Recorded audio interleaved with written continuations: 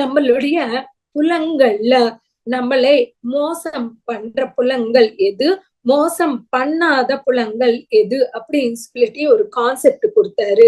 That is, கண்ணு பார்க்க கூடாத விஷயங்கள் பார்த்துட்டே கூட கண்ணு மூடாது, பார்த்துட்டே இருக்கும். கேட்க கூடாத விஷயங்கள் கேட்டுட்டே கூட காது மூட மாட்டோம்.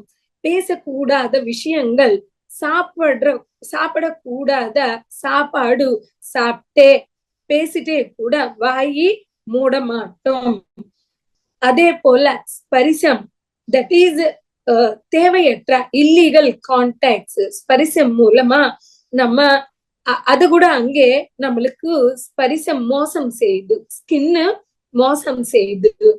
ஆனா மூக்கு எப்பவுமே மோசம் செய்யாது அப்படின்னு சொல்லிட்டு நமக்கு நாற்றம் வந்த உடனே மூக்கு மூடிடுவோம். இங்க எதுவும் மூட மாட்டோம், புலங்கள் தேவையற்ற பார்க்கும் பொழுது.